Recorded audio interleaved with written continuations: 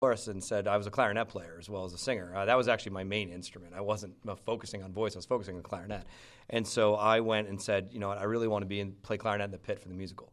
And Sister let me in, and I did that for my sophomore and junior year. I had no intention of being on the stage, but I guess I kind of always knew I liked it because I'd be in the pit, but like singing the songs along with the people and kind of thinking like, how would I do it if I was up there? But I never really wanted to be. I enjoyed singing, but differently than the actors did. But then when I was looking towards senior year, what I always looked forward to was I always looked up to like the senior cantors in the music ministry, and I always thought that was so cool. Like what a big honor it was to be able to like sing in front of the entire student body. And I always wanted to do that. So I worked really hard. I got to sing at the, back when we had the ring mass, I sang at the ring mass for the juniors, which actually used to be in the evening with just the junior class. It was a whole different deal. Because this was not as long ago as when Trent was here, but still was long enough ago. It was about 20 years after Trent. Anyway, sorry, it wasn't quite that, but that was mean. But I really wanted to cantor my senior year. So I wanted to learn how to cantor. So I went to the then organist at IC Church, Bill Atwood, because it was between Mr. Gavula. He was there, and then he left, and he came back. And I went and asked to cantor. And back then, Trent was actually just a director. He wasn't the producer. And the producer of the show was Mrs. Tazi, who was the department chair of the phys ed department. Oh, how about this, Michael? Mrs. Tazi's homeroom is in the room we are sitting in right now. That's right, 65A. 65A. Small world. Yes, small school. Exactly. And so I was cantoring a mass over the summer, and when I was done cantoring, Mrs. Tazi came up to me, and she said, "Did you go to Immaculata?" And I said, "Yes." And she said, "Why haven't you ever been involved in the musical?" And way too cocky, I said, "Well, I am involved in the musical. I'm in the pit." And she said to me, "Well, that doesn't count. You're not on our you weren't on our stage." And she said, "Well, with a voice like that, you're auditioning for the musical." I said, "Honestly, I'd rather be in the pit." She goes, "You don't have a choice." And she told me, she kind of pushed me out of my shell. And when I thought I was just going to do that, she said, "You have to audition." Mm-hmm. I auditioned for the musical, and I only auditioned wanting to be. We did Footloose my senior year, and I only wanted to be in the ensemble. And I got up there, and I actually, Trent can confirm this. I bombed my audition. Like we were singing a song called "I Can't Stand Still," and I remember because I held the music completely still with the sheet of music in front of my face. I did everything we tell the students not to do in the audition, and I mumbled through while we had a CD player playing the accompaniment, and I had no idea. And I remember being told, now that I'm on staff, by the staff and Trent, that apparently they all looked at Mrs. Tazi after I sang and went, "Seriously?" But there was a romantic duet that happens later in the show. They were going to let them sing, and so she got mad at me, but she said, "Let him sing that."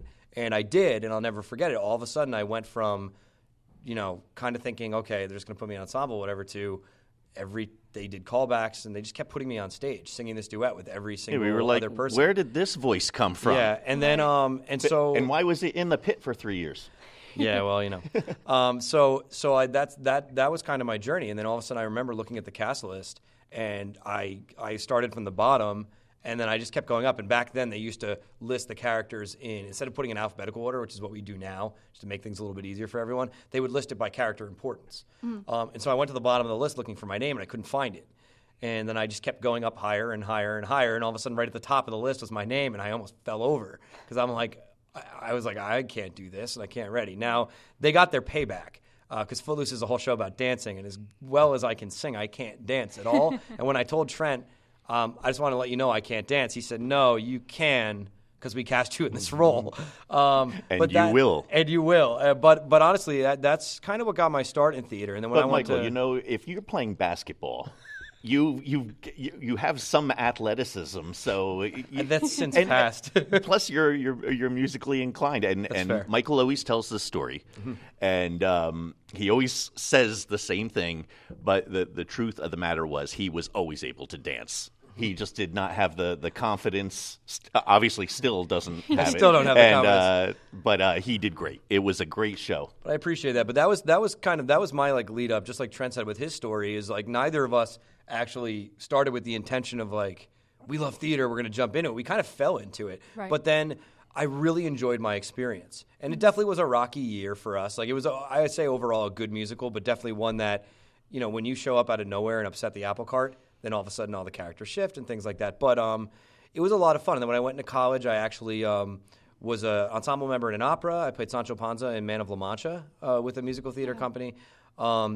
And I had done recitals. I majored in voice. And then when I came back to Immaculata, I actually only signed up to kind of help out with choir. I never even really came to Immaculata thinking I would be a full-time person. I just kind of talked to Sister Dolores and said I wanted to help out. And she gave me the whole choir. And then by that spring, I was told, well, as long as you're teaching the choir, you can teach the vocals for the musical. And we did Children of Eden that year, and that still is one of my favorite musicals. And I just had so much fun being able to work with the students and kind of seeing them grow as vocalists, and then I've never stopped since. And I've been brought in to help out with vocals on other musicals, other schools, other local theater companies and stuff. Kind of help some of their singers and coach some of their singers, and it's just fun. It's so different than music education, like when you're teaching choir and things like that. The different types of music you get to do, the styles, and having solo singing versus duets and trios and ensemble singing. There's just so much there. You can teach so many different types of vocal music. And it's fun, and even help students with riffing, which is great, because usually they teach me more than I could teach them, because I'm a classical singer and I can't riff that well. Right, and this year's spring musical actually does have a lot of riffs. Can you tell me a little bit about Sister Act and why you chose it? Well, you take this one. I guess that would be me. So every year, it is so difficult trying to figure out a show, because you have to pick a show, first of all, that is school appropriate. A lot of the newer current shows just simply are not for our audience. They won't work. Right. They don't work. Yeah. And so you got to... And they're written for adults anyway. Like a lot of the new shows, you got to remember, shows are written for Broadway.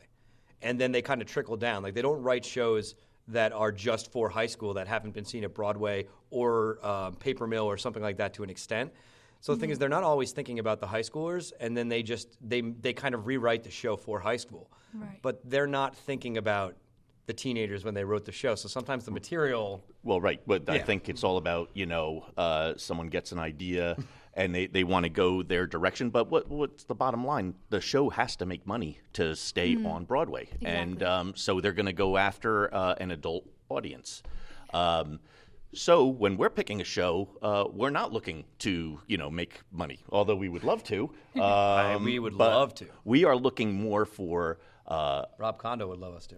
Yes, true that. We're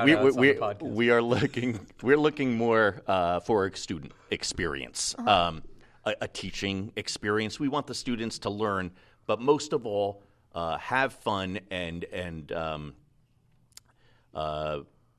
choosing that show. You can't do Disney every year, and Disney is always perfect for this school. You could take any Disney show and it would work. But like we were talking about before, having enough males is always difficult. So we knew that this year we were losing a lot, either graduation or moving away. We really didn't know what we were going to get male-wise coming in. And I knew, and this is certain almost every year, our biggest strength is always female. They are, I'm not saying we don't have any talented males, but boy, do we have many. We are always looking for talented males, though. So if you're listening to this podcast and thinking, gosh, this musical sounds awesome. Yeah, join Immaculata and T. Van Doren at ImmaculataHighSchool.org. That's right. And maybe you could work with the administration on getting some scholarships for some male actors. I think that's a great idea. If Mr. Weber's listening, you should... Mr. Weber also coming up through the music department and Exactly. and now the principal of the school, so maybe he can help us out there. Also, my student. You know what's funny? We're definitely getting kicked off the air for this. Yeah, I hope maybe he shouldn't be He listening. should be listening. You know what's interesting, Em? Michael was a student, one of my actors coming up. Mr. Weber was my stage manager. Wow. And now both are my boss, which is a little scary. So I hope I'm still around, so I couldn't have been I'm pretty sure when too the bad. musical happens, I still technically work for you somehow. We'll talk about that later. talk about that later. There's a whole thing. Right. It's a whole But thing. but getting back to why we chose the show, it's female heavy. I have a lot of great females I knew were coming back. We wanted to do something we've never done before. And something appropriate.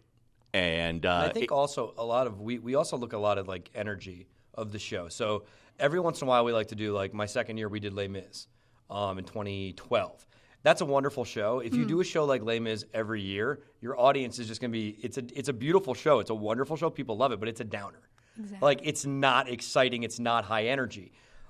So you want to do those shows, you want to do the dramatic shows, but you have to space them out. And like for every one of those, you got to do 3 or 4 that are going to get people out of their seats. They're going to be clapping. That are going to be entertaining, high energy, and then kind of give the students also, we always look at this from an educational perspective, right? Like we want to make sure that we're still teaching our students. We aren't Broadway. And the goal is to teach our students, so if they want to go to Broadway, they can. And so exposing them for different things, this show has a lot of music from actually the late 70s. Correct me if I'm right, Trent. Is that where the music's from? Yep. Is it when you were a kid you listened to this? Thank you. There's another this, one. Just wanted to make sure I got that in there. But we insert have, sound yes. effect here. so we have different styles of music that this show hits that we actually really as a musical theater department haven't hit before. Right. And so it's kind of cool to be able to touch on educating our students on something different while finding that show that's appropriate to do, plays to our strengths, while being able to help make our students stronger. Right, and this year's production is very different from last year's production, which was The Addams Family, and that was more of like a pop-style show. So how are you looking at changing the genre and like really capitalizing on the 70s disco style? So, well, I think it's the first thing is making the students aware of what the genre is. And so we've been talking to them a lot about making sure they go and listen to music and giving them names of artists to listen to of the time, because truthfully, this is not a genre that we all know very much. Now, there are some singers, Bruno Mars and stuff like that actually modern day have kind of added this style to their music a little bit. And so it is something, a lot of artists now are actually taking old styles that were popular and mixing it with the new, which is really great. But to understand the style in its purity, like this is not something that's normal with the lead singer and the backup singers, a lot of riffs, there's a lot of emotion in the music that comes out, bending of notes, syncopated rhythms. And so there's a lot of different musical elements here. And so we're kind of having fun teaching our students about these musical elements. And the fun thing about this show, too, is because it's called Sister Act and it is about the nuns, there's Latin chant in it as well, and harmony Latin chant. So what you have is this contrast between a style of music that is very church-strict sacred and this very strong, powerful, passionate music. They're so different. And yet the composers of the musical are so brilliant that they've written it in a way where they intertwine and they go from one to the other very easily. And so it's kind of fun to take that traditional choral style, teach our students about it, and then kind of have them let loose. I mean, you can't not be dancing while you're singing this kind of music. Right. And so it's also really good because the musical theater sometimes for students, high school students especially, can be very nerve-wracking, right? You're in high school, you're trying to figure out where you fit in and where you belong. And on top of that, now we're going to put you on stage and you need to act and kind of go 110% when you're already kind of in a shell sometimes. Right. And so what I think is cool is with energetic music like this, it kind of forces that energy out of you. You can't hold back when you have this music. This music kind of helps you to really, like, you're gonna dance with the bigger extended arms and legs with this. You're gonna sing louder. Your highs are gonna be higher. Your lows are gonna be lower. Like it's just that energy brings a lot. Energy is a really, really important thing in musical theater. I know there's a song in the show called "Take Me to Heaven" that the nuns sing that goes strictly from Latin chant right to 70s disco, and it's supposed to be a hymn during the service. Yeah. So what kinds of things, like in the set and in the costumes, are you planning on using to help capitalize on that comedy? Well, set-wise, I mean, we have come a long way from that little theater from what we started with. It's now called The Theater. Oh, The Theater. We don't call it little anymore. It's still little, though. That's a little stage. But we do a lot on that stage, especially the past couple of years. Anthony Francis is our technical director, but he builds the sets. And then Deirdre Rosinski does the art, and in the past 2 years, we've added Mr. Joe DeVito with projections, and that is where you were talking about the comedy of a show, and I'm going to give you an example of how the set helped with the comedy and the tech. Last year when we did Addams Family, there was a part where Fester rides a rocket to the moon. And in the past, we would have never been able to do that type of projection or video because we didn't have that capability. And with the help of Mr. Joe DeVito and his team, we put together a wonderful video where the actor has the rocket, he goes off stage, and the cast looks into the air as if he was flying and turns around, and all of a sudden, there he is on the screen, moving on that very same rocket, heading to the moon, and he goes and explodes into the moon, and the audience went crazy. I remember seeing it. It was my favorite part of the show. That's right. So, yeah, and I remember you telling me, how many times did you see the show? Like 5. So,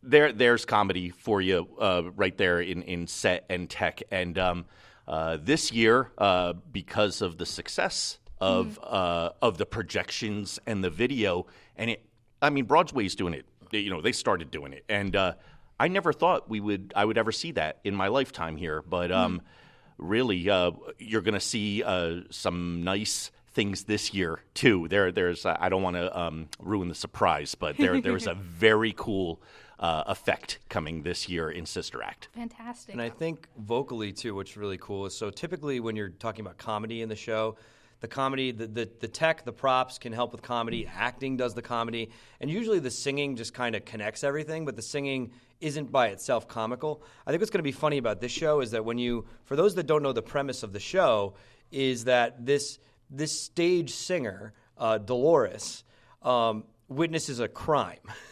Because she witnesses a crime, she's put into witness protection, and she's sent to hide as a nun in a convent. Now, we all know here at Immaculata what the convent looks like and what the nuns are like, but we don't know it to the extent of what these nuns are, because these nuns are cloistered nuns. And cloistered nuns is a even more strict version of the nuns, where really only, from what I've gathered and learned a little bit, we actually did, when the juniors used to go out and do service, as a teacher, I chaperoned, and they actually went to a cloistered convent to help clean it. And I learned a lot from Mr. Weber, actually taught me a lot about it, that the Mother Superior was the only nun or one of the only nuns, if not the only nun, that actually had a connection to the outside world. And she only connected with the outside world to do things like order food, make sure they have what they need, make those kind of connections. But all the nuns really were not allowed to leave the convent. So they prayed, they stayed, they ate together, they were at Mass. But even in the cloistered convents, the congregation would sit in 2 rows facing the altar. Off to the side, the nuns were over there, and there was actually a gate. So, you could see the nuns over there, kind of, but they weren't allowed to mingle at all. Right. So when we say that this woman is put into witness protection with nuns, it's not just that she happened to be with the sisters, going for dinner in Somerville after teaching. It was the nuns that never went and did anything. So it's strict. Wake up at this time in the morning, pray. It's a very much more strict form of being a nun. And so you have this woman who is kind of a party show singer put into this convent, and she's stuck there. And the thing is that the singing actually gets to show some of the comedy in a very fun way. I won't give away everything, but suffice it to say, Dolores is an amazing singer. The nuns don't get out much, so the nuns in the show really are not supposed to be. And the whole idea of Sister Act, if you see the movie, is that Dolores teaches them how to sing. But we also talked about 70s style music. So Dolores makes them really good at singing, and then makes them really good at a style of singing you never expect to hear from nuns. And so what'll be really cool is to kind of, the beautiful thing about musical theater is it takes you out of, it kind of transports you, right, to a different world. And so what's going to end up happening is you're going to be transported to this cloistered convent, and as soon as you as an audience member believe that you're there with the nuns, you're going to see a whole bunch of nuns dancing, singing, screaming hallelujah, riffing, popping high notes and low notes, and it's gonna be weird in a very funny way. But I think from what we've seen already in rehearsal, it's we're so excited for this. Yeah. Yep. Got rehearsal soon today. Yes, we do. We have another rehearsal tonight. And I know, obviously, the music and the acting is a very, very important aspect of the show, but I've heard many people talk about costuming. So how is costuming going to impact the show? Like, since most of the characters are nuns, how are you going to be using the costumes to differentiate between the different characters and their personalities? So this is where I wish our director, Lisa Van Dorn, was here, because she is also the head creative artist for the costumes. Yeah, Trent and I don't pick the costumes. Well, yeah, we have very little to do with that. We could make suggestions, but I don't know Lisa, that they'd be taken. Yeah. They shouldn't be taken.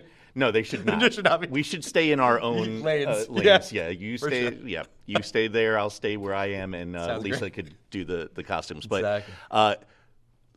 Lisa does have ideas on how to, make the nuns show their characters through their costumes.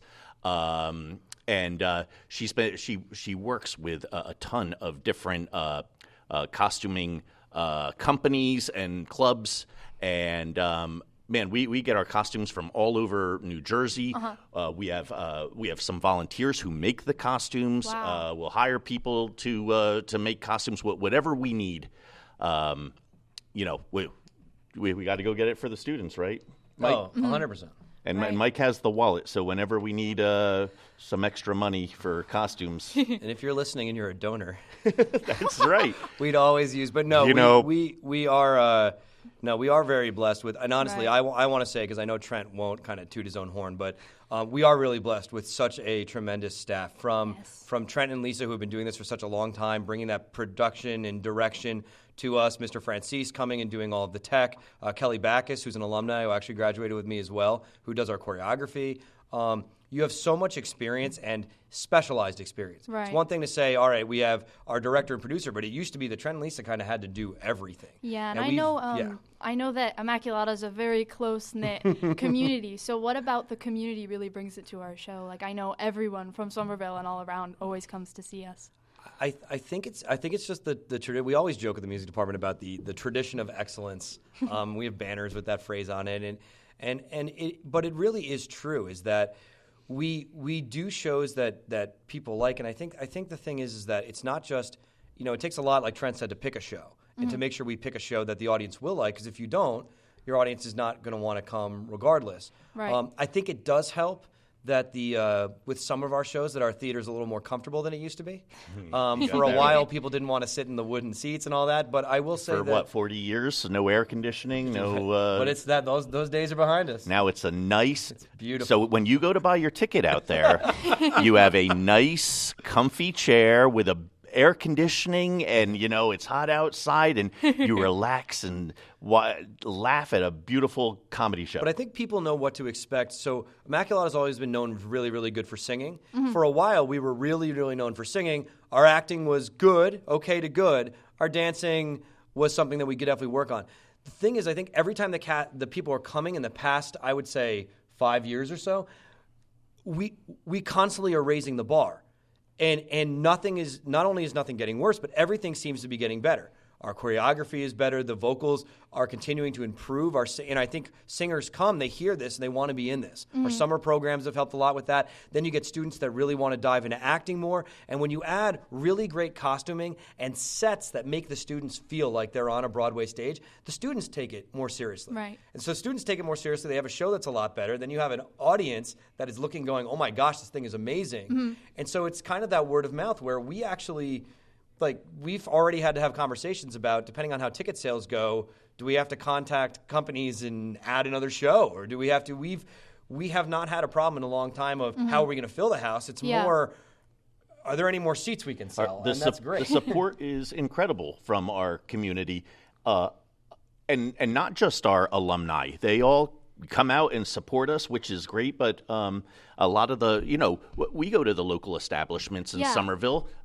We're at Mannion's and Central Pizza and, how many marching band pizzas are bought from that place. So so many. I think Going back to picking a show that the audience will like, are you guys trying to go in more of a direction of like modern Broadway? Because I know it's changing a lot. And it's going from like Guys and Dolls, like you said, to like the Addams Family and Sister Act. So very interesting you say that. I try not to look. I'll look at all the past shows, like the past 10 years, and you can. I don't want there to be a trend, and if you see a trend, I would like to get away from that because I would like to see the classics too. But one thing I am understanding, and Mike, you might. I don't know if you agree with me on this. I don't know if today's students are as into the history and classics as it was back in your time and definitely in my time. So I think as musicals, so really it reflects on Broadway, and so as times are changing, the types of musicals that are being composed are more modern, and there's a style of music that students like, and it also does go in trends, just like fashion styles do, and the style of jeans that is popular to wear this year will go different. Sometimes it's more skinny jeans, sometimes it's baggy, sometimes, and it goes in trends, right? Like what jeans were popular when you were a kid? Jordache. Yeah, don't know what that is. Anyway, but honestly, it's one of those things where the singing style the students like to sing in changes. And so one of the things that we do, like Trent says, we don't want to do trends, and we do pick shows that are the best for our students, our community, and our school. But we also do look at what do the students want to do? Because if you pick a show that we really like, but, Trent and I aren't teenagers. So because of that, students aren't necessarily going to do the show that we would really love to sing or act in. So what we do is we listen to the students, and we look at what they would like. And then sometimes we combine that. Like our students might not be loving 70s music, but they like upbeat, they like energy. But I would still consider Sister Act more of a modern musical. Oh, 100%. Right. But so was Addams Family. That's true. And what did we do before that? Was it Seussical? Seussical. It was Seussical. Again, We did Seussical. And that's then, 3 modern ones. Well, and then before that we did Little Shop, which still would fall more modern. Yeah, that's a little bit more classic, I think. By the way, Little Shop of Horrors was done by Alan Menken, who also wrote Sister Act. Alan Menken's also the Disney composer. I know. So we So Trent says we avoid Disney, but we do it well. For anyone listening, Alan Menken also did compose all the Disney movie music. So technically, we're still and we do a lot of Disney your no shows, Alan. So if you're listening and you want to make a donation, you can mail your check to Immaculata High School, 240 Mountain Avenue. No, but we do try. I would die if you saw a check come in from Alan Menken. That's never going to happen. If he responded and listened to this, Mr. DeVito would fall over. He's famous, and Mr. DeVito would also be promoted immediately. Yes. We'd all be. But I think it's like Trent said, it's avoiding trends. So some years we see a cast. And we look at like how the program is. We will never cast a show based on a single person or a single few, but we look at our strengths. And if we know we have a ton of male and female singers that are really strong, and we know a show we loved that had that, Les Mis, Children of Eden, any of these, and it's been long enough, usually our gauge is about 10 minutes or 10 years or so, then what we will do is we'll pick that show. We're okay to repeat a show. Right. But oftentimes we don't want to repeat a show because we've also done, I haven't really repeated a lot of shows, but I know for Trent and for you and Lisa, you guys have done so many shows that you've done multiple times. And sometimes it's also fun to have everyone in the department look at something in a new light. Do something none of us have done. By the way, the shows that were repeated were not done the same way twice. That's very true. They were very different. Very In different. fact, well, you were in the pit for Once on This Island, right? Yeah. And then we did it again 11 years later. Completely different. Completely different show. What made it so different? Well, so I think even the set construction, the acting, the blocking, even the singing to a certain extent can change, the emphasis on it and everything like that based on how your set is. And we built the set a certain way, and then we decided to go in a different direction the second time around on the way the set was built. You also remember what didn't work the first time. Well, that Right. too. And that helps. Yep. So is there anything from like the last few years that you're looking at changing or keeping for this year? In what respect? Everything. Anything with the musical? Well, I think it's always looking at how we can integrate things better and smoother. So the really nice thing about having Anthony Francis on our staff is that Anthony we've always had wonderful support from our set building. but it was usually parents. And these parents were wonderful. But Mr. Francis actually does this for a living, has done this for 30-something years. And he does sound and lighting too, and he's wonderful at that. But he's been building these. So what he does is he doesn't just build a set that looks really nice, but it is exactly what it needs to be, nothing more, nothing less. And so what he teaches us, and he's even taught us, which is really cool, is that you need it to be big enough so it's really epic, but light enough so that a person can stand on it and be well supported, right. Yet one person can unlatch something and wheel it across the whole stage freely with no effort. And so what we've done is our set changes are able to happen a lot faster and smoother, which means that you're allowed to have that. When you have the projections backstage, you don't have to worry about having as many set pieces. So now that that's evolved and we're getting better at that, you have these transitions where instead of what we used to have to do was, scene is over, blackout. Whether or not the script called for a blackout, you black out, then you hear rumble, rumble, rumble, rumble, students walking across the stage. And you tell Sister Dolores to figure out some music to put over there for a minute and a half while we change the set. And then the audience, they're like, this is a good time and to then use you have the restroom. Standing in the middle of the stage wondering where's that set piece go. And finally the lights come on, which seems like 10 years later. We've had shows where we have almost no blackouts, 1 or 2 blackouts. We've even omitted blackouts that they've had because we just haven't needed them. Right. Because everything transitions. And Makes it flow really well. We've also taken advantage of being able to do, we joke that the theater is small, but I'd say, don't blame the space, right? If you are really good, and when we are, you can make anything work. And so what we do is we say, okay, we need a fast transition here. So we're going to have the lighting only light a third of the stage, and we're going to have the set up there. While the action is happening there and the audience looks over there, on the other side of the stage, there's crew members in black that are moving all these set pieces. You'll never know because your focus is all on that stage left, for instance. Right. And then all of a sudden the lights turn, they transition to stage right, and while that next scene is happening over on that side of the stage, the set is transforming there. And so now you have these smooth connections. And I think that's the biggest change that we've been working on making is not being limited by our space. We've always looked at it as the little theater, and we've always called it a little, but we know. You could make the argument that little space makes those transitions smoother. I agree. Because 100%. everything's tight and it flows quicker. Well, and I think also we stopped saying our staff has done so much with so little for so long, and having years ago, it's been a while now, having that theater upgraded kind of opened our mind for if we were able to do this with the limit being limited. Imagine what we can do creatively when we're given a little bit more. So having the pit in ground, having the stage extended a little bit, having our lighting upgraded and all this kind of thing. We've taken that small upgrade and made it look like we've put $1 million into that theater. Right. And you would never know, and it's great. And I know that technology is a big part of theater now. So when you did get the new lights, how did that really change it? Was it a huge step up? Well, the moving lights are the biggest thing. Yeah, it changed everything because like Mike was just saying, those moving lights, you can isolate what is going on the stage, where the old way, it's like a light switch. You turn it on, and it floods the stage with light.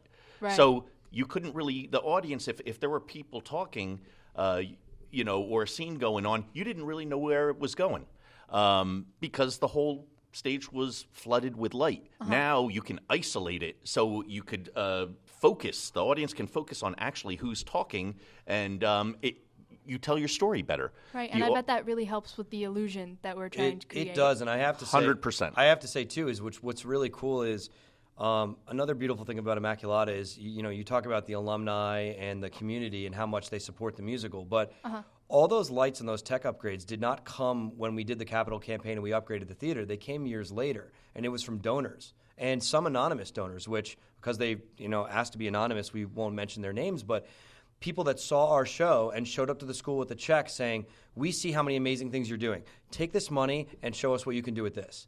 And we did. And so they did an okay light upgrade when they did the renovation of the theater. They gave us better lights, but you're limited with budgets, right? When you're trying to get everything, you're not going to get everything on any project you do. So what we did is we took that money and we talked, and we found out in working with our staff that you can get these lights and you can get lights that move. And we installed about 10 to 15 of them. And it completely changed what we did, like Trent said. And this was because we had people who came to our show that saw, wow, they are doing so great. I want to give them more money and see what they can do with that. And the great thing is that they saw right away. They gave us that money. We immediately went out and bought those lights. We are not afraid because we knew how much our students could benefit from it. And the cool thing is not just how great the show looks, but again, there's more education going on. We have students now that are not just, we used to have it be a lighting person would come in and they would program our lights, and then a student would stand back there and just push next, next, next, next, and the lights would change. Now our students are programming the lights. We have students that know how to work that light board. And we actually have a student right now that is looking to go to college for this. Right. And so I think that's the really cool thing is that as people like our shows more, they give us the opportunity to make it better. And that's something that's important to know is that we joke that the musical doesn't want to make money, but truthfully, the musical is not making money to save money or to pay the staff more. When the musical does particularly well, Trent and I sit down right away and start talking about, okay, what can we buy to put back into the musical to make it better? And I know that we do have a little theater per se, but does that really help kind of keep everyone involved, even the audience? Because I went through Summer Players, so I know that there's always one song where there's people dancing in the aisles. And I remember last year... Yes, the size is 100%. Yeah, you fill up your stage real fast when you have a small stage, and that's why we use the aisles. In the past, by the way, another thing with the lights, in the past, you never saw those faces in the aisles because the lights didn't hit them. With those moving lights, you could actually turn the lights into the aisle and illuminate the cast members. So like Michael was saying, all those donors, they made that happen. We would never be able to do that in the past. And it just makes for such a better experience for the audience, for our students. I mean, it just... you started off this whole thing talking about energy in that theater. You could feel it in there. Well, I think it also helps with the size of the theaters to our advantage because you find that students perform better to a packed house. Trent says this to us every year, is that we always do. The students always turn it on when it's a packed house. When you walk in and you have that opening number, and when the cutoff happens of the opening number, you just hear this applause and this standing ovation that is so loud. Right. When you're in a theater of 1,000 people, you're almost never going to sell out. And so the problem is that you hear this spotty applause and things like that, and everyone might be applauding at the top of their, as loud as they can. Yeah. But when we sell out, we do more shows than a lot of theaters because we need to sell the same amount of tickets so that we can make what we need to make to cover our budget. But every night we're packed. So when the students get up there and they hear that applause is powerful. And it's loud in a small theater. And that really goes back to the close-knit community that we have here at Immaculata. Yeah, it's like a circle. Yeah. And it really just is wonderful. But I think we're so excited to get this going. You can hear the excitement with us, but I think also it's like I said, we're always trying to do something different. We're always trying to have fun, and I think that's the big thing is that sometimes we will release videos and we'll work with Mr. DeVito or with different students to kind of video back scenes. But what you'll see is like we have just as much fun in rehearsal as you see us have on stage, and I think that's what's important too. Is every person that's in this is doing it because they love it. I mean, this has never felt like a job for me. I don't know about you, Trent. Has this ever felt like a job? If it felt like a job, I wouldn't be here 29 years.